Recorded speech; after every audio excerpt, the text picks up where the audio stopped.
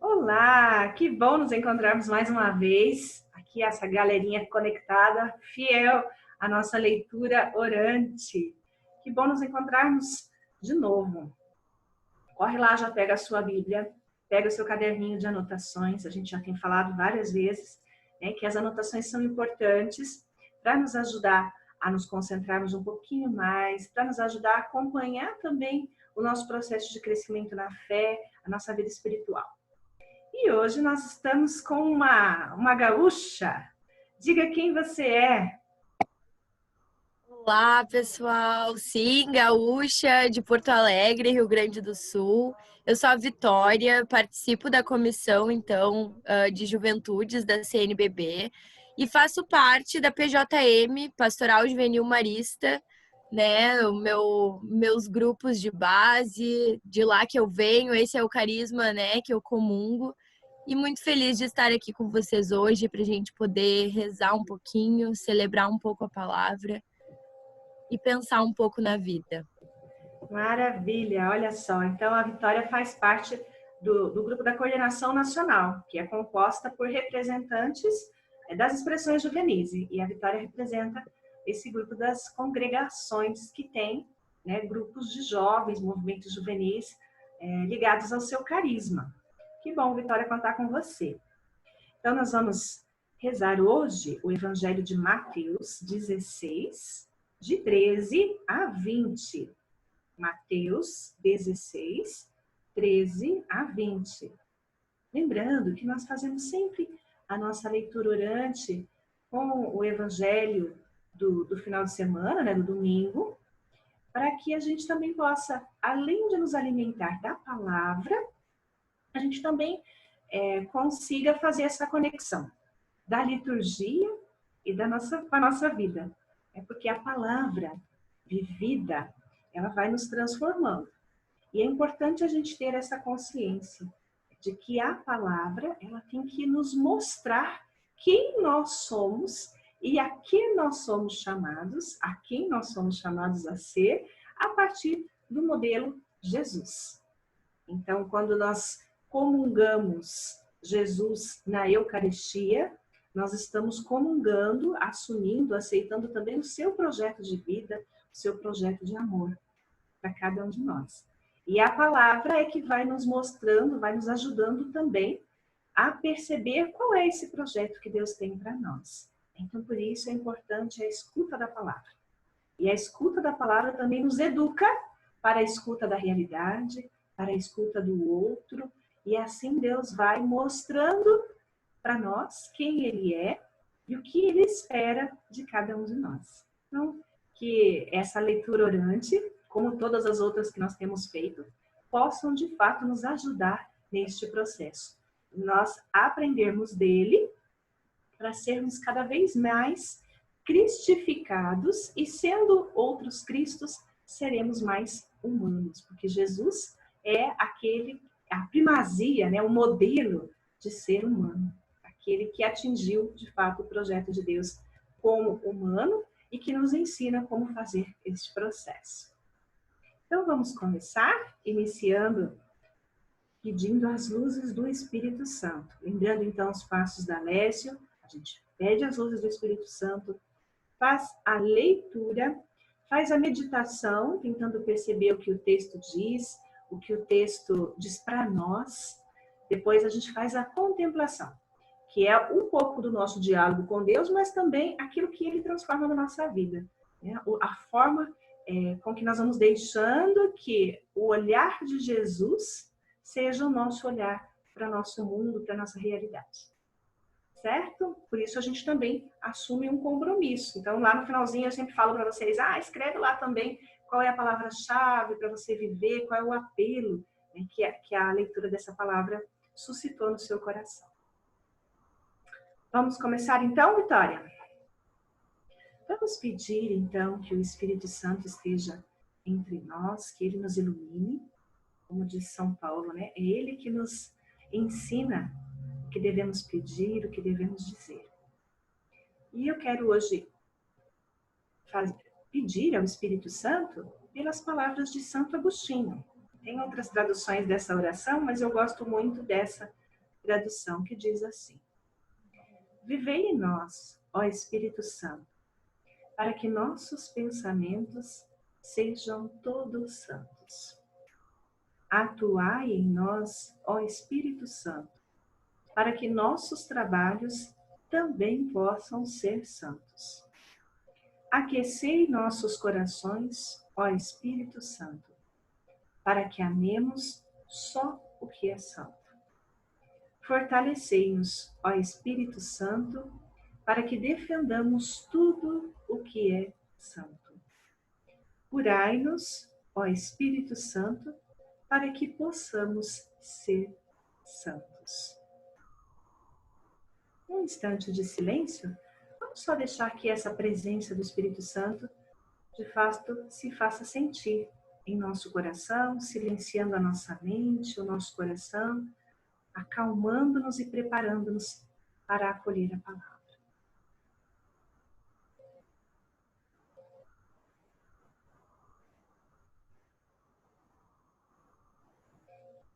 Vamos ouvir então o texto?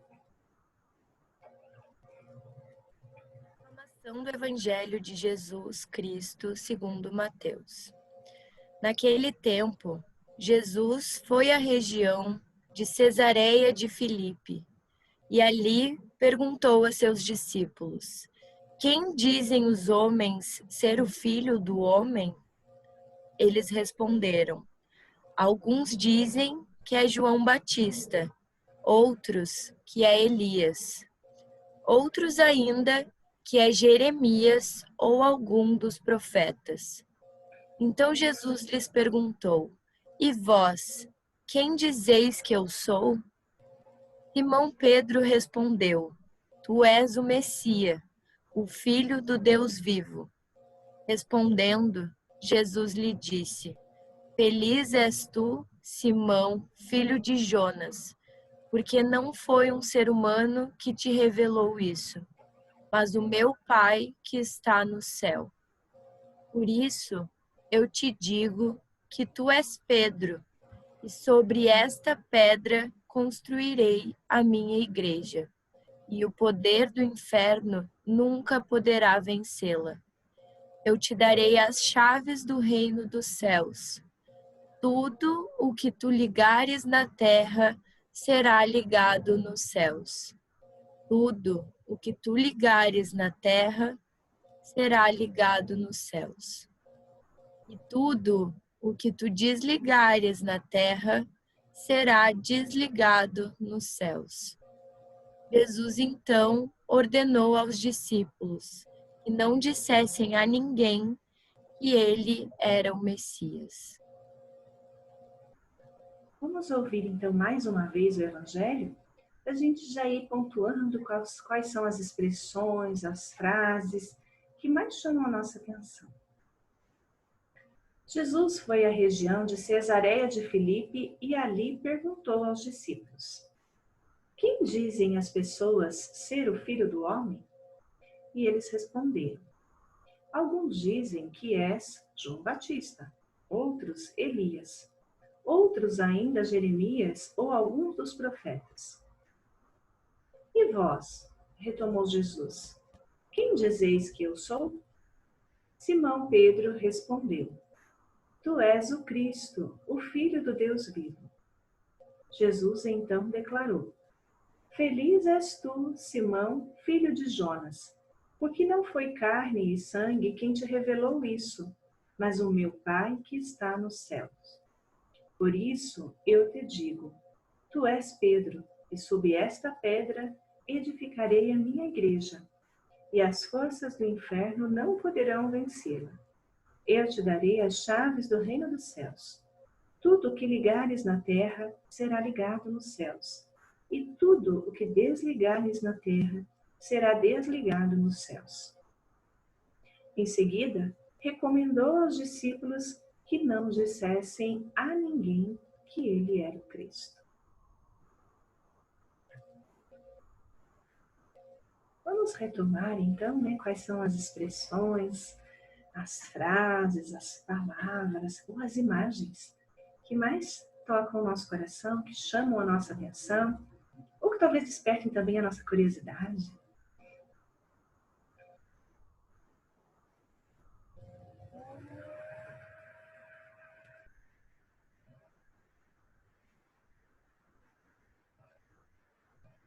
Quem dizem as pessoas ser o filho do homem?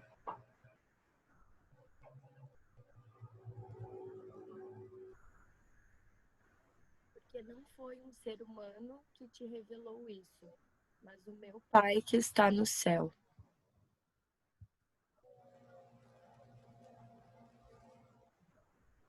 Sobre esta pedra.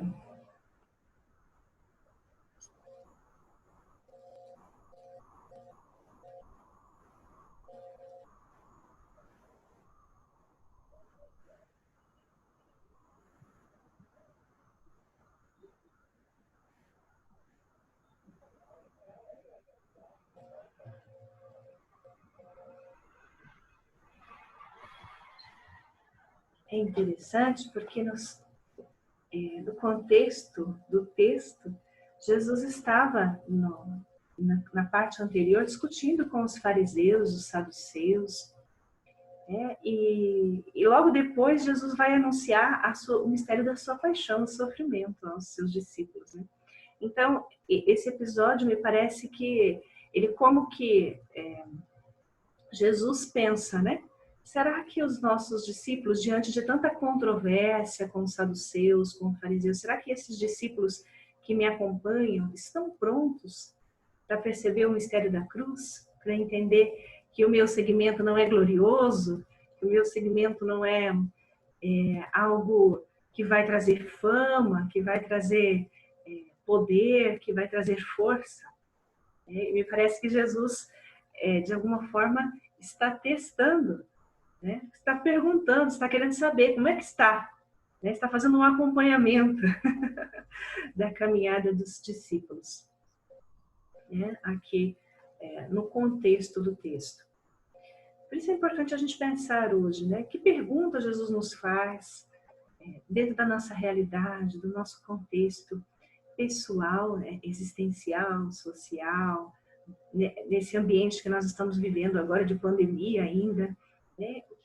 Que palavra que Jesus dirige a nós? O que ele nos pergunta? E o que nós temos a responder?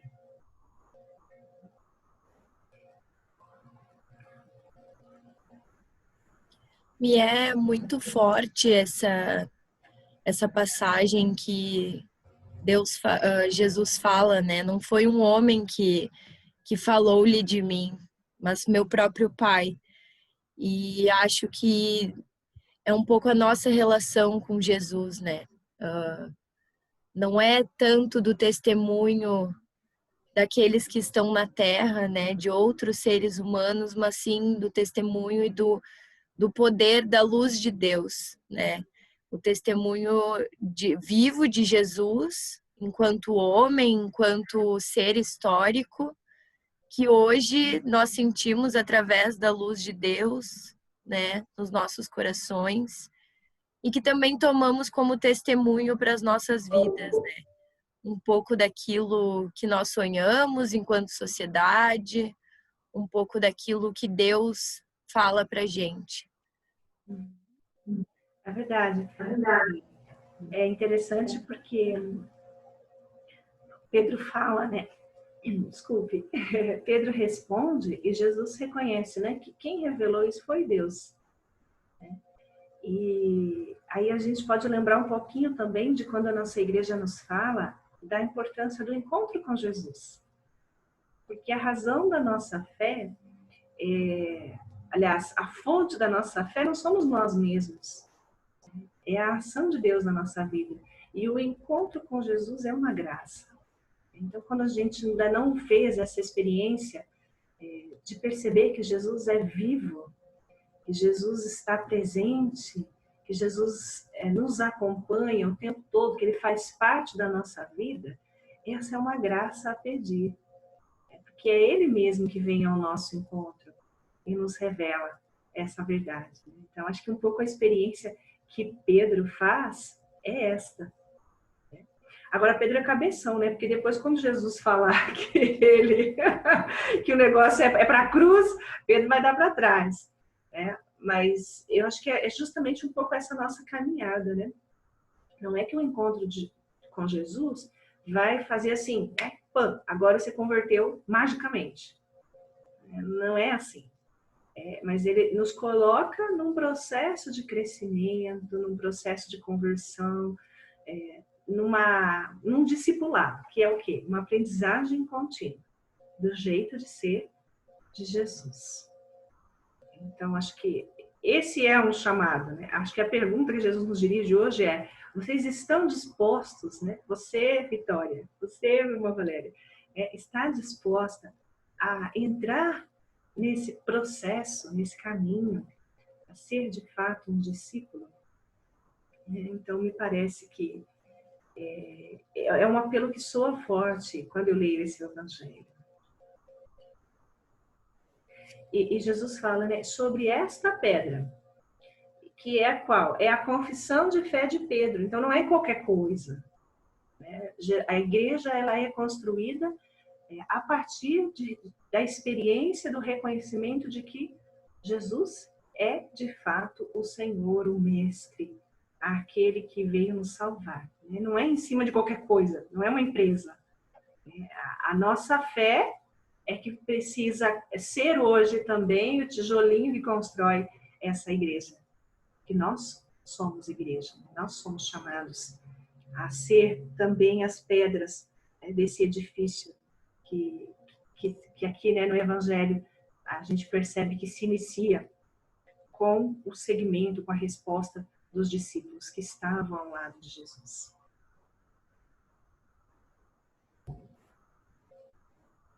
E um terceiro ponto também que é bem interessante, lá no finalzinho, né? Em seguida ele recomendou que não dissessem a ninguém que ele era o Cristo. Né? Então a gente vive hoje num lugar que é de propaganda, né? A gente tem que aparecer para todo lado. Né? As pessoas, elas querem estar na mídia, ser influencer, não é verdade? E Jesus faz o processo contrário. Né? E eu acho que isso também nos questiona, porque o segmento de Jesus é aquele pequeno, da humildade, dos pequenos gestos do dia a dia, gestos de amor, de solidariedade. Não é do palco, da festa. Claro que algumas vezes, algumas pessoas têm dons para isso, né? Para sermos pessoas de mídia. E a evangelização também acontece nesses aspectos. Mas não deve ser algo que a gente tem que buscar como uma vaidade pessoal. A gente precisa aprender a viver com Jesus. Buscando não a fama, mas nos colocando inteiramente a serviço das pessoas. Sobretudo das pessoas que mais precisam da nossa ajuda. Não aqueles que não são mais queridos, né? Mas aqueles que de fato precisam. A irmã traz, fala um pouco, né, de como o segmento de Jesus é de fato para ser vivido, vivenciado e não somente falado, né? É um testemunho a ser vivido através das nossas ações, através de nos colocarmos a serviço, como a irmã falou, muito mais do que, de fato, apenas pelo discurso, né? É um segmento para ser vivenciado com os pés no chão, com os pés no barro, de fato. Isso mesmo. E como eu falava antes, né? É a liturgia do final de semana, né? Do domingo. E comungar Jesus na Eucaristia é justamente assumir essa proposta do reino. Por isso que o momento da palavra vem antes que o momento do pão, na Santa Eucaristia, né? Na Santa Missa, melhor dizendo. Então, é importante a gente também ir nos deixando modelar, né? Por essa palavra, por esse Cristo eucarístico. Né? Nós somos chamados a também sermos Eucaristia, ou seja, a dar a vida, a doar-nos pelas pessoas, né? Assim como fez Jesus. Vamos pedir, então, essa graça ao Senhor. Né? Esse é um momento que seria muito importante que depois que a gente terminasse a nossa transmissão, você pudesse continuar aí em casa, né? Que é o momento da gente conversar com Jesus, da gente transformar essa nossa meditação em diálogo com o Senhor. Os jesuítas diriam colóquio.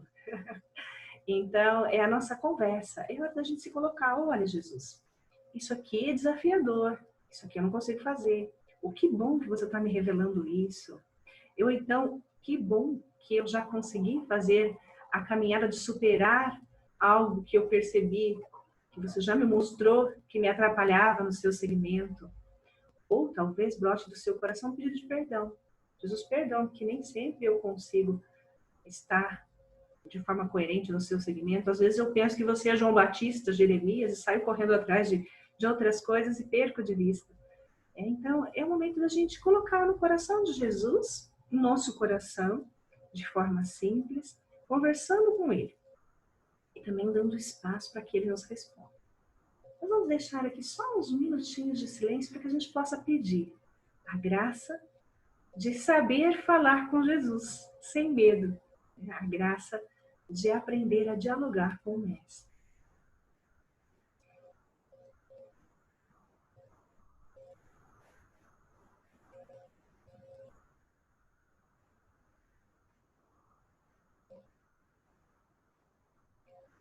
Vamos também pedir a intercessão de Nossa Senhora, ela que sempre soube ouvir o Senhor, esteve à disposição para obedecer a palavra ouvida,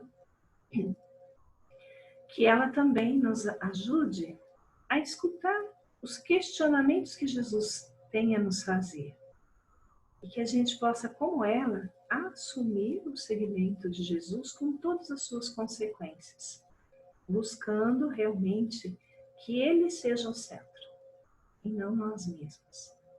E que a gente possa também se encontrar nele, que a gente saiba quem é Jesus para nós, e ao descobrir quem é Jesus para nós, a gente também possa descobrir melhor quem nós somos, para que somos chamados, qual é o projeto de Deus para a nossa vida. Ave Maria, cheia de graça, o Senhor é convosco, bendita sois vós entre as mulheres, e bendito é o fruto do vosso ventre, Jesus. Santa Maria, Mãe de Deus, rogai por nós, pecadores, agora e na hora de nossa morte. Amém. Em nome do Pai, do Filho e do Espírito Santo. Amém. Lembrando que a gente encerra aqui, você pode continuar aí, né, nesse clima de silêncio, conversando com o Senhor. Talvez você pode até ir registrando aí no seu caderninho, e registre também qual é o apelo, né, o que o Senhor te pede, que nessa semana pode ser vivenciado, pode ser aprofundado. Pode ser uma ação concreta, pode ser uma graça a pedir, pode ser uma atenção que você precisa ficar, né, redobrar a atenção sobre algum aspecto também da sua vida. Enfim, algo que a palavra suscite no seu coração para que você possa vivenciar durante essa semana, até a nossa próxima Lécio, até a nossa próxima Eucaristia. Certo? Fala mais um pouquinho, Vitória, para a gente enriquecer aqui. Eu brinco com os outros que é o nosso mix de sotaques, porque cada vez tem um estado aqui no nosso Lécio. Pouquinho de cada lugar, né? Mas que esse momento, então, ajude, né, todos nós a nos reencontrarmos, encontrarmos Jesus e nos reencontrarmos dentro de nós, nesse momento, como a irmã falou, de pandemia, né, que muitas vezes na vida do jovem é ainda muito incerto muitas coisas, né, muitos medos, muitas inseguranças, mas lembrar sempre que Jesus está sempre com a gente, sempre no nosso coração, e Deus está sempre olhando por nós, independente do que for, né? Então, agradeço pelo espaço, agradeço por estar aqui com vocês e que a gente siga orando juntos. Imagina, Vitória, a gente que agradece a tua partilha, a tua presença aqui, né? E realmente, a Vitória tocou num aspecto interessante, né? Às vezes, para os jovens, esse momento agora já está dando um cansaço também dessa pandemia que não acaba, né? A gente pode ficar um pouco temeroso, receoso com relação ao futuro, mas nós não podemos perder a nossa esperança. Jesus vivo vence a morte. Aquilo que a gente acha que não tem solução, né, Jesus é capaz de vencer. Não com mágicas, tá?